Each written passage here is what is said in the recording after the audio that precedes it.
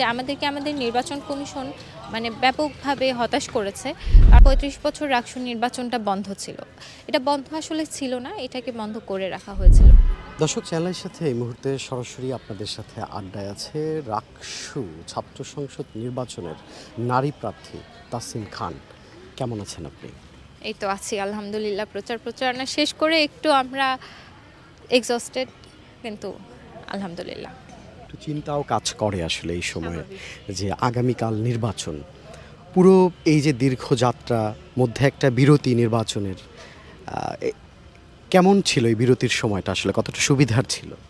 আসলে আমরা রাকসু নির্বাচনের জন্য মানে বেশ বড় একটা সময় পেয়েছি, কিন্তু আমাদের দুর্ভাগ্য যে আমরা সময়টা ঠিকভাবে কাজে লাগাতে পারিনি, কারণ বারবার তফসিলটা পরিবর্তন হয়েছে। ফলে আমাদের প্ল্যান পরিকল্পনা, আমাদের যে আর্থিক যোগান সব কিছু মিলাই আমাদের জন্য পুরো পরিস্থিতিটা খুবই চ্যালেঞ্জিং হয়েছিল। রাকসু নির্বাচনে কিন্তু নারী প্রার্থীর আসলে ভিপি পদে উপস্থিতি অতীতে আমরা ওভাবে দেখতে পাইনি, বা দীর্ঘ একটা ৬৩ বছর পরে এরকম একটা জায়গা থেকে আমরা শুনেছি যে প্রার্থী হিসেবে আপনি দাঁড়িয়েছেন। এই সাহসটা আসলে কিভাবে তৈরি হলো? নারী প্রার্থী হিসেবে আসলে আমি নিজেকে বিবেচনা করে রাকসুতে আসিনি। আমি রাজশাহী বিশ্ববিদ্যালয়ের শিক্ষার্থী হিসেবে নিজেকে বিবেচনা করে এই জায়গায় অংশগ্রহণ করেছি। সাহসের বিষয়টা যে আমরা আমাদের সাহসিকতার সর্বোচ্চ পরিচয় দিয়েছিলাম জুলাই গণ অভ্যুত্থানের সময়। তারপরে আমরা আমাদের দেশকে, আমাদের ক্যাম্পাসকে যেই ভালোবাসার যে জায়গাটা উপলব্ধি করেছি, সেই জায়গা থেকে আমার জন্য মনে হয়েছে যে রাকসু আমাদের ক্যাম্পাসের জন্য কাজ করার একটা উপযুক্ত জায়গা। এই উপযুক্ত জায়গার এই সুযোগটা কাজে লাগানোর জন্যই আমার রাকসুতে অংশগ্রহণ করা। আমরা অতীতে দেখেছি ডাকসু, জাকসু এবং বিশেষ করে চাকসু নির্বাচন এখন চলছে। সেই সব নির্বাচনগুলোতে কিছু অনিয়মের কথা উঠে এসেছে এবং কিছু প্রমাণও মিলেছে, কিছু হয়তো মিলেনি। সেই জায়গা থেকে আগামীকাল রাকসু নির্বাচনের জায়গায় আসলে একজন ভিপি প্রার্থী হিসেবে কোনো সংশয়ের জায়গা আছে কিনা?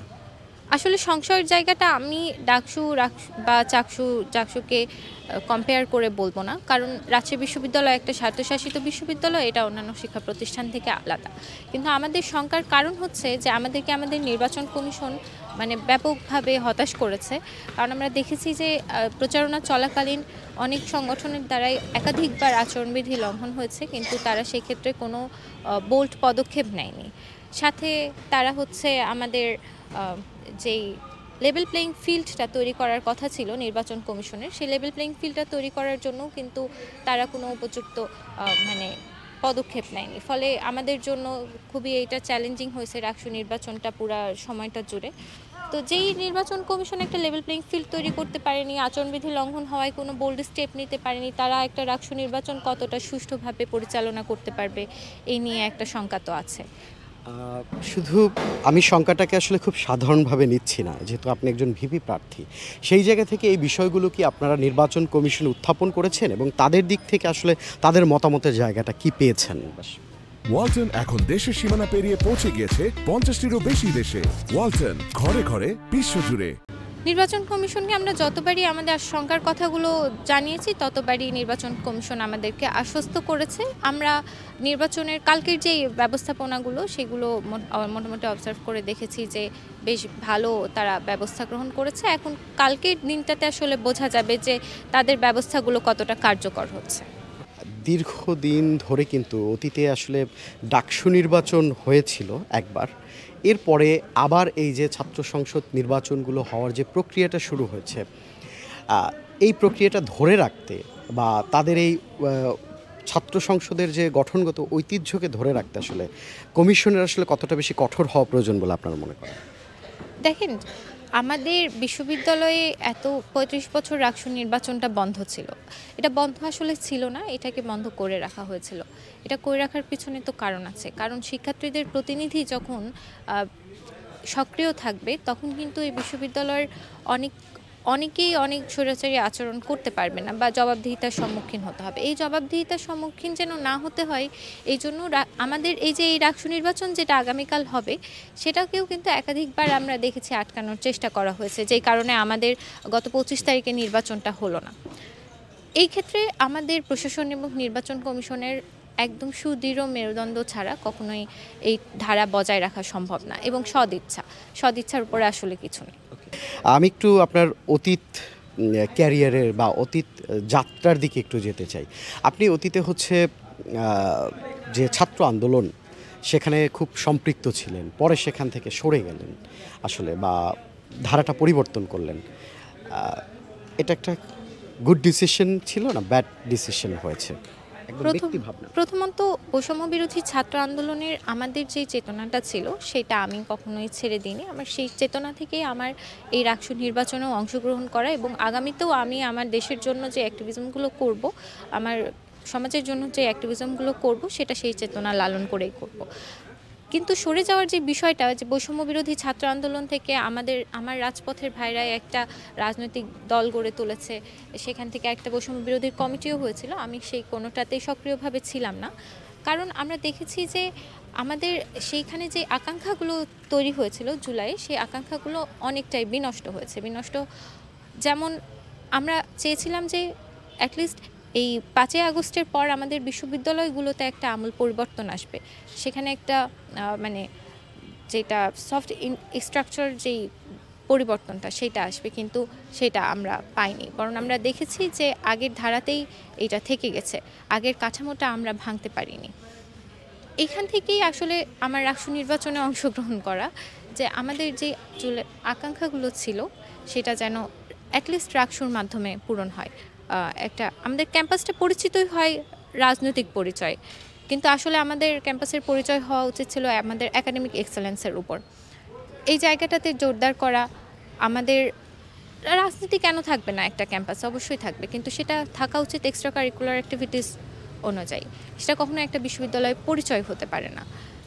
এই পরিবর্তনটা আনার জন্য রাকসু একটা ভালো সুযোগ, কিন্তু শুধু আমরা প্রার্থীরা সেটা চেষ্টা করলেই হবে না, ভোটারদেরকে তাদের ভোট দেওয়ার মাধ্যমে এটা আদায় করে নিতে হবে।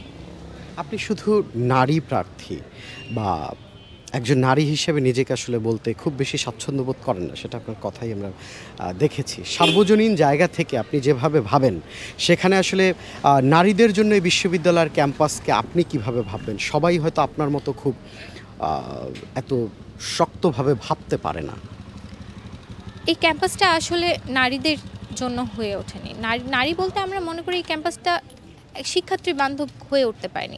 এই ক্যাম্পাস যদি শিক্ষার্থী বান্ধব হতো, তাহলে এই ক্যাম্পাসটা ইকুয়ালি নারী বান্ধবও হতো। আমরা দেখেছি যে বিশেষ করে মেয়েদের হল সংসদে প্রায় 42টা পদে বিনা প্রতিদ্বন্দ্বিতায় প্রার্থীরা নির্বাচিত হয়ে গেছে। এখান থেকে বোঝা যায় যে মেয়েরা এই নির্বাচনে অংশগ্রহণ করাটাতে স্বাচ্ছন্দ্য বোধ করেনি, সেফ ফিল করেনি। তাদের সাথে আমি নিজে বসে অনেকবার কথা বলেছি, বোঝানোর চেষ্টা করেছি যে নির্বাচনে অংশগ্রহণ করতে তাদের সেই ক্যালিবারটা থাকা সত্ত্বেও, সেই পটেনশিয়ালটা থাকা সত্ত্বেও তারা সেটা কাজে লাগায়নি। তারা মনে করেছে যে রাকসু একটা রাজনৈতিক সংগঠন, এখানে আসাটা ঠিক হবে না। তাদের উপর বিভিন্ন ধরনের কুমন্তব্য অ্যাটাক আসতে পারে, যেটা তাদেরকে মেন্টালি ভালনারেবল একটা পর্যায়ে নিয়ে যাবে। ক্যাম্পাস কতটা নারী বান্ধব মনে হয় ঠিক এই মুহূর্তে? আমাদের ক্যাম্পাস কখনোই নারী বান্ধব না, আমরা এটা বলতে পারি। কারণ আমরা এই ক্যাম্পাসে দেখেছি যে একটা মেয়েকে যেমন বোরখা পর্দা করার জন্য হেনস্থার শিকার হতে হয়, একটা মেয়েকে নিজের ইচ্ছামতো সে যদি ওয়েস্টার্ন কালচার ফলো করে ড্রেস আপ করে তাকেও হেনস্থার শিকার হতে হয়। একটা মেয়ে, আমাদের ক্যাম্পাসে কিছুদিন আগে জুলাই 36 হলে একটা ঘটনা ঘটেছে যে সান্ধ্য আইনের কারণে রাত্রে একটা নির্দিষ্ট সময় পর যারা হলে প্রবেশ করেছে তাদের নামের একটা লিস্ট দিয়ে তাদেরকে একটা হিউমিলিয়েট করা হয়েছে। এই বিষয়গুলো দৃষ্টান্ত যে আসলে আমাদের ক্যাম্পাস কোনোভাবেই নারী বান্ধব হয়ে ওঠেনি। এখানে নিরাপত্তা নিশ্চিত করা সম্ভব হয়নি। আমরা নিরাপত্তার কথাটা যখনই বলি তখনই সেখানে নারীর কথাটা চলে আসে। আসলে নারী বা পুরুষ হিসেবে কেন আমরা নিরাপত্তার কথাটা চিন্তা করি? নিরাপত্তাটা তো হওয়া উচিত শিক্ষার্থীদের সবার, তাই না? তো এই বিষয়গুলো যদি আমরা বিবেচনার মধ্যে নিয়ে আসি, আমাদের ক্যাম্পাসটা আসলে সত্যি বলতে একেবারেই নারী বান্ধব না। একদম আমার শেষ প্রশ্ন, নির্বাচনে হারজিত থাকবে, সেখানে আপনার জয়ের মুকুটও পড়তে পারেন কিংবা পরাজয়ের মালাও আপনি বরণ করতে পারেন। সেখান থেকে জয় পরাজয়ের জায়গা থেকে আগামী কালকের পরের যাত্রাটা তাসিনের কেমন হবে? আমি আমার একটা খোলা চিঠি দিয়েছিলাম আমার ভোটারদের উদ্দেশ্যে। সেখানে আমি খুব স্পষ্ট এটা উল্লেখ করেছিলাম যে আমি রাকসুটাকে আমার পলিটিক্যাল সিঁড়ি হিসেবে দেখি না। রাকসুকে ব্যবহার করে আমি কখনো কোনো মন্ত্রী হওয়ার প্রতিযোগিতায় নামবো না। আমার ইচ্ছা আছে আমার ক্যাম্পাস কেন্দ্রিক যেই বা দেশ সমাজ কেন্দ্রিক যে অ্যাক্টিভিজম সেটা চালিয়ে যাওয়ার। কারণ রাকসুর নির্বাচনে এসে আমার আরেকটা খুব শক্ত উপলব্ধি হয়েছে যে আমাদের শিক্ষার্থীরা, আমাদের সমাজের মানুষরা অনেক বেশি অসচেতন এবং উদাসীন, নিজের অধিকার বিষয়ে অনেক বেশি উদাসীন।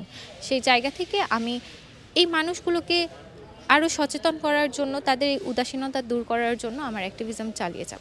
আপনার যে দল, যে মতাদর্শে তৈরি হওয়া দল এনসিপি, ভবিষ্যতে এনসিপিতে যোগ দিবেন কিনা যদি তারা আপনাকে চায়? এখনো পর্যন্ত আমি এরকম কোনো সিদ্ধান্ত নিইনি যে আমি কোনো রাজনৈতিক দলে যুক্ত হব। কারণ আমার মনে হচ্ছে যে প্রত্যেকটা এই আমাদের দেশের বা সমাজের সিস্টেমটা এরকম করে রাখা হচ্ছে যে আমাদেরকে কোনো না কোনো দলে যুক্ত হতেই হবে। যারা যুক্ত হয় না তারা আসলে সমাজে খুব বিক্ষিপ্তভাবে ছড়িয়ে ছিটিয়ে থাকে। তাদের যেই ভয়েসটা, তাদের অধিকার আদায়ের কথাগুলো বা তাদের প্রয়োজনগুলো তুলে ধরার মতো, তাদেরকে একত্র করার মতো কোনো শক্তি কাজ করে না। মানে এক কথায় সবাইকেই পার্টিজান পলিটিক্সের দিকে ঝুঁকতে হয়। সেই জায়গাটা থেকে সেই হেজিমনিটা নিয়ে কাজ করার, সেটার ভালো মন্দ দিকগুলো বিবেচনা করে আমি সিদ্ধান্ত নিই। দর্শক, চ্যানেলের সাথে দীর্ঘ আলোচনায় ছিলেন রাকসু ছাত্র সংসদ নির্বাচনের নারী প্রার্থী তাহসিন। আমরা তার কথা শুনলাম, তার ভবিষ্যৎ ভাবনা এবং শঙ্কার জায়গাগুলোও শুনলাম।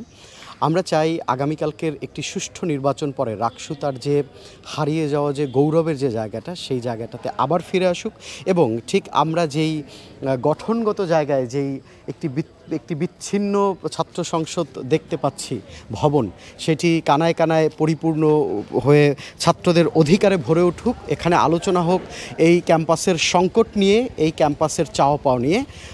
সেই অপেক্ষা বা সেই স্বপ্ন পূরণের প্রত্যাশার জন্য অবশ্যই আগামীকাল পর্যন্ত আপনাদেরকে অপেক্ষা করতে হবে। আমি তানভীর লিমন আপনাদের সাথে আবারও যুক্ত হব, সাথে থাকবেন।